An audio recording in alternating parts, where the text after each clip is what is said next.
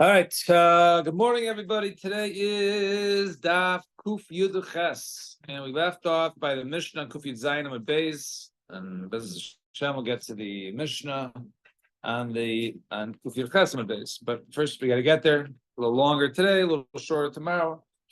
Bottom Mishnah at the bottom of Kuf Yud Zayin and Beis, and away we go. B'chein Beis Habad Shehu Banoi Zesela Vegina. So we talked about yesterday 2 floors, the whole fell in. The guy can live, the upstairs neighbor do we force him to live upstairs and downstairs and use some of the space downstairs that he no longer has the space? So it's the same thing over here. The downstairs is basically this area that the person uses as an oil press, and basically there's a garden built upon the roof of it. Mm-hmm. And the ceiling of the oil press caves in, right? So and it falls down. So the guy who lost his garden upstairs is allowed to go ahead downstairs and basically plant down there until the guy builds back up the roof so the guy can put this garden on top. Was this whole house on the top, What was that question?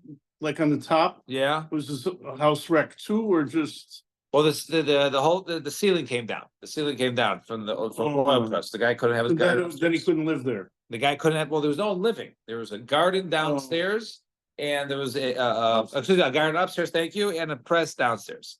Now, different case, completely different case. If a wall or a tree fell into Rishus Harabim, it was something which is unanticipated. Basically, causes damage. Potter, when potter the shelling. Naslo so if it falls and when it creates damage, then he's potter, right? Obviously, afterwards he has to go ahead and clear it out. But when it falls and it was unexpected, then he's potter. However, Naslo Zman, he got a notice, a 30-day notice from the base level from sea, or at least there's a case. He'll take down your wall. Public, they come to. I was going to say public health, but the public inspector comes and says, okay, you got to take this down. It's hazardous. At least there's a case of an If it fell, let's say you gave him 30 days and it fell 2 weeks into it. So pater. However, the Yachesman, if it was after the time they're supposed to do it, then he is chayv. If someone whose wall is close to the yard of his friend, if nothing falls over once again unexpectedly, and the guy goes ahead and tells him, clear out your rocks from my yard. So Alan has a wall, it falls in my yard, right? So I say, Alan, get your rocks out of here. And Alan says to me, says, you know what? I didn't want the rocks. You can keep it all, they're yours. Ain't shemin lo. I don't have to be forced to take it just because they're in my yard. Nope, Alan, go ahead. I'm not listening to you, and clear rocks, and you have no choice. However, me should keep it alive. Let's say I do go ahead and accept the rocks. You know what? These are valuable rocks. I'll keep them. And all of a sudden, Alan changes his mind. Okay, you clean up the rocks. So here, I'll pay you for your wages for that. But he had told Shalin, I'll go ahead and take my rocks back with me because it was my wall. Ein shemin lo. We do not listen to Alan. Why in this case? Because I already acquired the rocks because you said take them. And I said, sure, I'll take them. And I acquired them. Therefore, I don't have to go ahead and give it back. Similar case, person goes out and hires work to go ahead and work for the straw, right? Or feed or processed or unprocessed straw. So I work for Alan. And I say, actually, well, it's a different case. It's actually opposite. So let's say I work for Eddie, right? I work for Eddie. And I say, give me my money. And the guy Eddie tells me, you know, I owe you $15, but instead take $15 worth of straw that you did for me. Ein shemin lo. I do not have to go ahead and listen to Eddie. However, if I go ahead and accept the straw as payment, then all of a sudden Eddie changes his mind. He wants to try to rather just pay me $15. Here's your cash. But I'll go ahead and take back the straw. Ein shemin lo. We do not go ahead and listen to Eddie because once he said you acquire it and I acquired it, therefore it's mine and I do not have to go ahead and give it back. Now, let's go to the first case. The first case we had downstairs was the oil press and the upstairs was the garden. Now, if it got a hole in it, right, it caved in. So Rav Amar b'meruba. Rav says we're talking about Majority of the ceiling caved in, and therefore the majority of the garden was gone. Therefore, the guy has the right to go downstairs. Even if 4 tefachim opened up, in the ceiling, I'm allowed to go ahead and move completely downstairs. I don't have to go ahead and just take 4 tefachim downstairs and the rest of the area upstairs. Now we had the same machlokes as before, if you recall, and the guy had the hole in the ceiling and the guy had the hole in his floor. Now, Rav Ruba, he says only the majority of Abba Arba, let's just like 4 tefachim of the a person go ahead and plant a little bit upstairs, a little bit downstairs. Even when it is just a hole of 4, it's not right to make him go upstairs and downstairs. A person doesn't go both. Now, as you mentioned, we had this case before with Bayis Valia. Why do you have both cases? The same halacha and the same halacha between Rav and Shmuel. So he says, no, it's tzricha.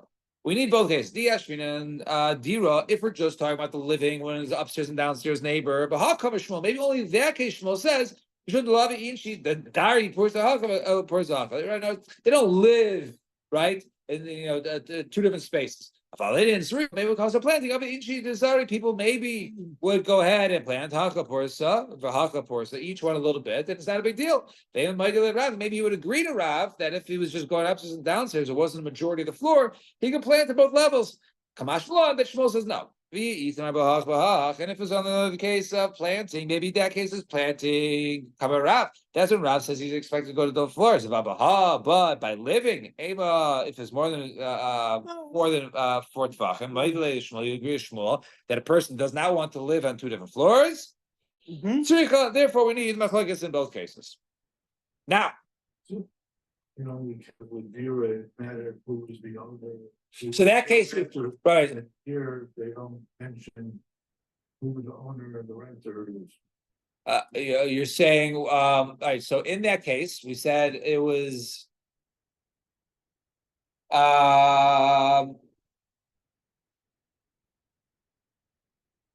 That case was Medafka. One guy owned downstairs, and the other guy was leasing upstairs, right? Did it specify over there? I don't recall. In that case specifically, the previous case was an owner and a right. So over there is in other words, but owner renter means the same guy owns both, but the other has the rights. I assume it could be the same, but I'm trying to think if over there it was Bedafka owner renter, but if it was owner, I'm trying to think. He'd probably be forced to do it. I have to see the case. Yeah. Right. But I assume the guy has the garden upstairs and the base of bog below. Yeah. I'll say. It's a low street cost. Do whatever he wants with the property. The what? Which one? It's the owner. But he has a lease. But he has a lease. I remember we brought a case where he said, "I'm going to lease the space, over here, and if you don't give me up here, then it's going to be over here." Right? So, all right. Fine.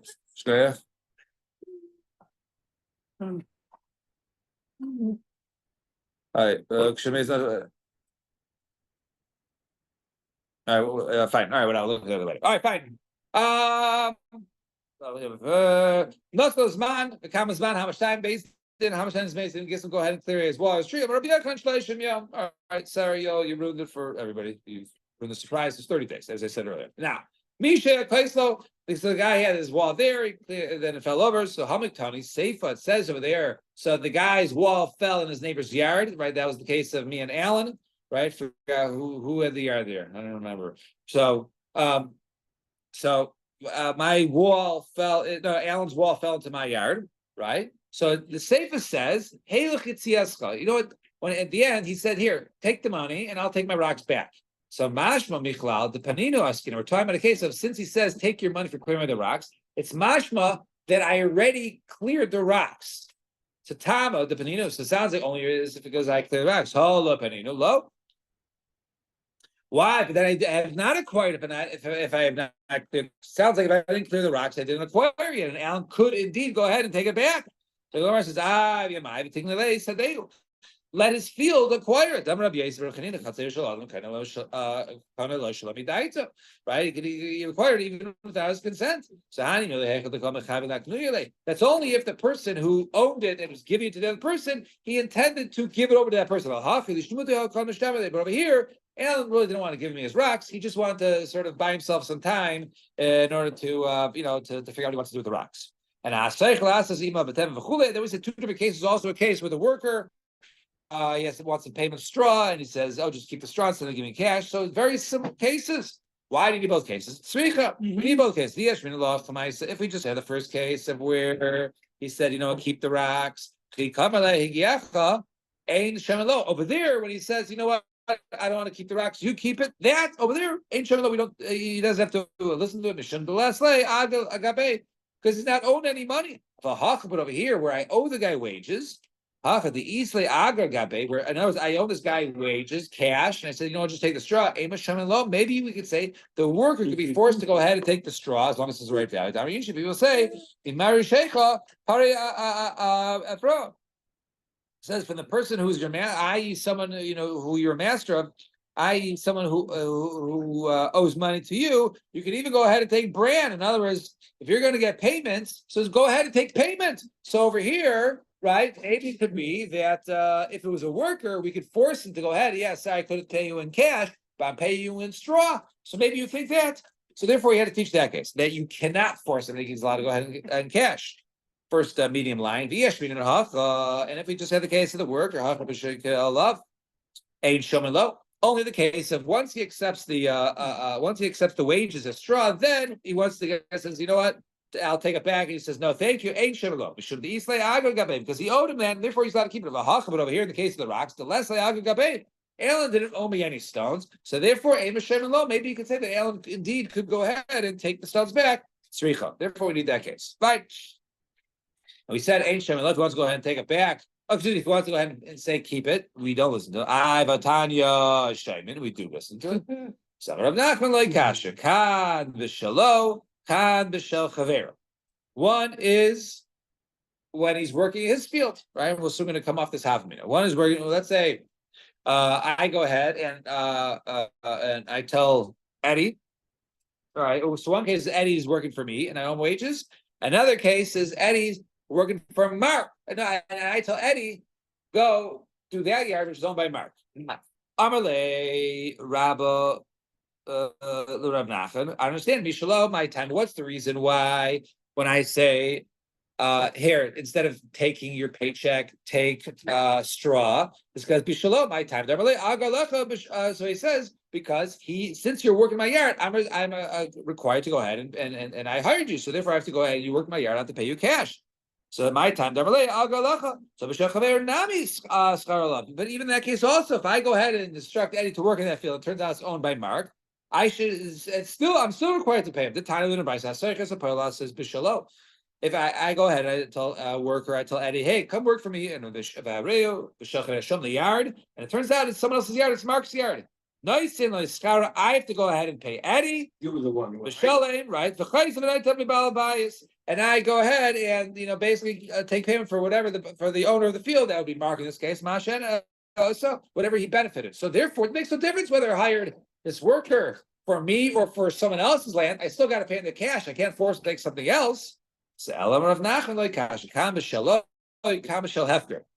maybe a case like this. When it says one is I'm required to go ahead and pay, and I can't force him to go ahead and take the straw. That's for working for me. I owe you money. But if you're working for Hefker, so you're not working for me. There's no owner of the land. So really, I don't have to pay you. So therefore, maybe it could be that's the case of Shaimin Lo. So therefore, in that case, he could stiff him. So Esave, but is this true? So the findings of a worker belongs to the worker. Is not go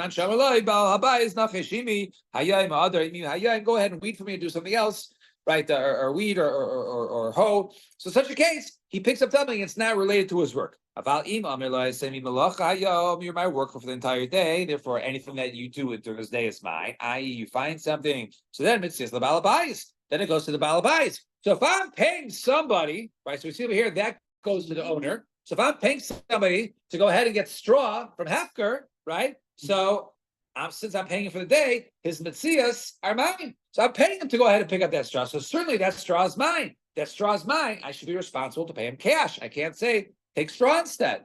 So there's no difference whether I tell him to go ahead and take from Hefker or I tell him to go ahead and gather the straw from my yard. One is the case of I told him, go ahead, pick up the straw for me. Then Avada, I own it. Therefore, Avada, I have to go ahead and give him cash. And I can't say, you know what, take straw instead of cash. But the case of I told him to look at it. So therefore, since he was just looking at it, he didn't acquire for the owner. Therefore, the owner can go ahead and sniff him and not give him cash. So I'm a rabbi. How about the Hefker tonight? It's actually my colleague tonight. He did tonight with him in the Mishnah. So those who watch the shoots for Shemitah, right, for the Omer offering, they get paid. Those who go ahead and watch the Omer, right, make sure nothing happens to it. So those who watch it, right, during Shemitah, they get paid by Beis Din, from the Truma Lishka. Rabbi Yossi Omer, you don't pay him. All right, so now if one goes ahead and he wants to do it on his own, who? B'shem Rechinam, he's a Shem Rechinam. Some are low. So the Rabbanan said back to Rabbi Yossi, if you say this, that we don't pay him, ain't boy Mishal Tzibur. Then it turns out that the Omer that's brought, the Omer offering, it's not brought from the Tzibur, right? They have to go ahead and pay for it in order for this person to be doing the work on their behalf. Right? That's so my law. What's the machlokes over here between Rabbi Yossi and the Rabbanan? Why do the Rabbanan say he has to be paid? Rabbi Yossi says he does not have to be paid to be Mishal Tzibur. So the Tanakama said, how about Behafker Kani? The Tanakama says just by looking at it, by guarding it, you acquire it. So therefore, Beis Din is paying this guy to be their shaliach to watch it, i.e., acquire it on behalf of Beis Din. So therefore, when the Omer is brought, it comes from the tzibur. He goes and pays them, then it belongs to them. And if not, he doesn't acquire it on their behalf. Rabbi Yossi Savar, no. Something I don't understand. Let's just finish one line. We're going to get to it. Rabbi Yossi Savar, how about the Behafker? Right, and Rabbi Yossi holds that just looking at it does not acquire it. Therefore, this guy initially never acquired it. No one acquired it. And therefore, only now when the tzibur goes out and cuts it and offers it, then it was acquired, and therefore it comes Mishal Tzibur. Yeah. During the Shnas Shavuos, is Beis Din allowed to plant a field with? No, it was not planted. They weren't planting it. They were speaking. Right, they were grew sprouts. on their own. Correct. Right. They brought it on. They needed to be guarded for the minchas ha'omer, or for the chitim, for the So shelo. nobody else takes it Right. because this field is designated for the Right. carbon. Right. I think it was South Yerushalayim. Right. Those areas. Correct. Well, then it said when the Bryce says Ma Toimer, it says this is taking them according to you, that Inyan is watching it, and therefore you hold that you don't acquire it. So therefore, right, that it's not coming Mishal Tzibur because the other guy he wouldn't give over. Watching it? Huh? Yeah, that was the whole machlokas over here. Is habata. If I'm guarding it, does me guarding it acquire? But he was the shaliach Beis Din. So that's why is the machlokas. What if we go ahead and pay him? Then he's the shliach. Then he's our shliach. Then he's doing it for us, right? And therefore we acquired it. But if he's not acquiring it, so then who cares if he's guarding it? Anyone can guard it, right? No one's acquiring it. But if he guards it and he acquires it and he's not getting paid, he himself acquires it. So therefore, when Beis Din goes ahead, Beis Din has to pay him. that's the machlokas. Rabbi Yossi says Beis Din does not have to pay him. So what's going to be your question? He owns it. So according to Rabbi Yossi, a person guarding something does not acquire hefker, and therefore me guarding this doesn't make it mine. And when Beis Din comes along, Because it's shmita, right? And therefore, when Beis Din comes along, I was guarding it the whole time. Beis Din goes on, cuts it, and offers it. It's theirs. So you don't need to pay the shomer to be a shliach Beis Din because you don't need him to do it because he's not acquired. Now, there's two other versions of the machlekes, right? And Amarava, no, that's not necessarily true. The Kuli Alma Habata have cutting. Everyone agrees that the person washing acquires it. So what's the issue? Why do you have to pay or not? The Chevrolet saying Yafa Yafa. Perhaps so. Really, he's acquiring it. So maybe you'd say like this: okay, the guy acquires it, and he's allowed to give it over to Basin, right? That's you're allowed to do it. Anyone's allowed to go to Basin as long as Basin acquires it. So you give him money. I give you money. And then you for then give me the product in return. V'lo, but if we don't pay him, we'll say maybe when the guy says, "Okay, take the barley," he didn't really mean it, and therefore, if he didn't really mean it, Beis Din is not bringing a korban. Michelle Tzibur and Rabbi Yossi Savar, we're not concerned. We're not concerned when he says, "Okay, take it," that he's not, that he doesn't mean it. He means it. It wasn't mean according to you. According to what you're saying. If you don't pay him well, then the tzibur is not going to go ahead. If you don't pay him, then the tzibur he's not really going to give it over, and therefore the tzibur won't own it. And therefore the ayman or the shtei lechem will not come in the shel tzibur. And he get down some of the third version. Rava after loikani. Everyone says by hefker he does not acquire it. So why do we have a guy watching it and pay him to do it? If he doesn't acquire it, then we don't acquire it now. But we're worried that people are going to come and steal this and overpower him, so they don't know if someone's watching or not. The Tanakama says, let me see, we go pay him 5 zuz. That people will hear that someone's getting paid to guard, and therefore they're going to stay away, not trying to steal. Rabbi Yossi Savar, we didn't make any sort of takana like this in order to prevent people from stealing it. Well, ma'ataymer. What does it mean, ma'ataymer? Haki covered this. It means say midvarecha according to what you said, right? They're washing for free, right? L'dvareno according to us, ain't buying Michelle Tzibur. So therefore, he doesn't give it over, right? In other words, if he says, "Oh, I'm just watching it for free," you take it, and but really he went ahead and he gave up the money for watching it. So maybe he'll have tainas on the base, and they really should have paid him. And therefore, when they bring the korban, maybe it was a korban that really they owed 4 zuz upon, and therefore we want to go ahead and pay. We also have some advice. The last one, the difference is the Bali Zuras, which was the last. The Bryce supports the last opinion. The reason why we pay is to publicize that there is a guard in order to prevent any sort of theft. Fine. Next mission. Mishnah says we'll do the next Mishnah and get down to the bottom Mishnah. The guy can't, the shomer can't acquire it. Right. And he, according to the side that he does acquire it, since we pay him, he's basically giving. He's acquiring on behalf of Beis Din. That's why you pay him. Right. But he's not allowed to be kotzer during Kol HaMoed. So during Shemitah, they come in after, right? They come in after, I guess, the morning. No, but the Beis Din I'm saying is going to be there. Motzei Yom the morning, right, or the morning or the evening, right? And they bring it over to Yerushalayim, right? So Gemara discuss that. Fine. Next mission. Mission says, "Hamaitzi zevel l'shus harabim." So one goes ahead and takes out manure into the shus harabim. So hamaitzi, you can go ahead and place it there quickly. The person will go ahead and take up the fertilizer, then remove it from there. In other words, do not go ahead and leave out this hazard in the public way.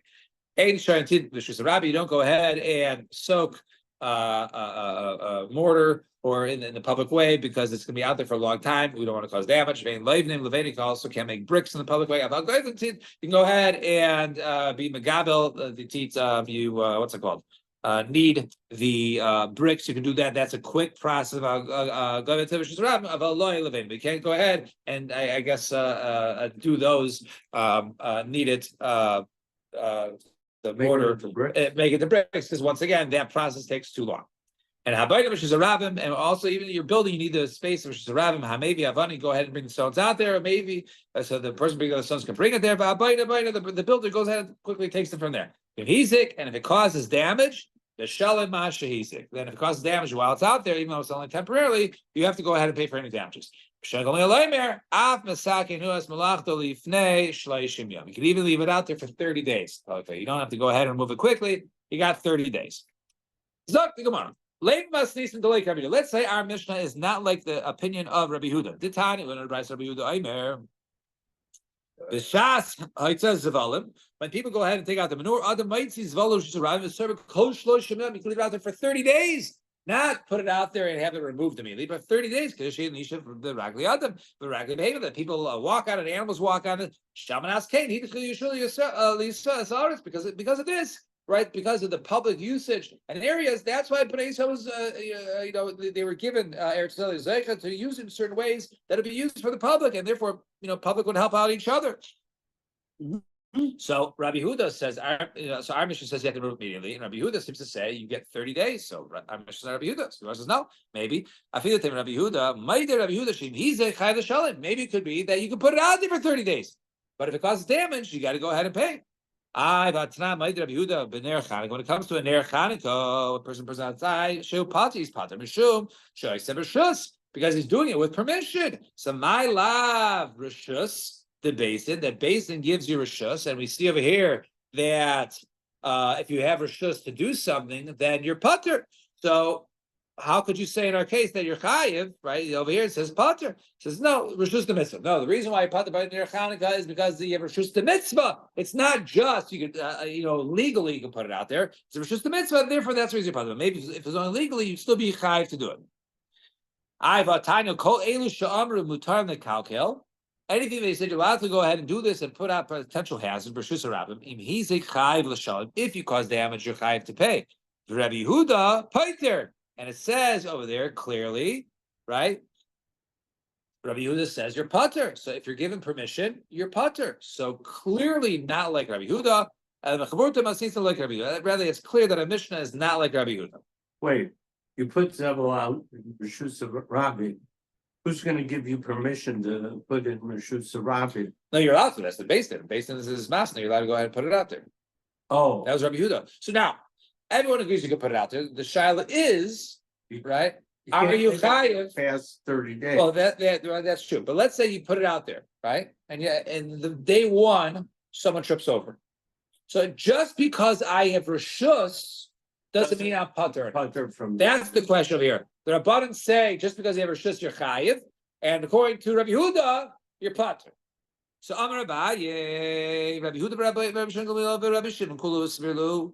So three people hold the same opinion: Rabbi Yehuda, Rabbi Shimon Gamliel, and Rabbi Shimon. They all hold the same thing.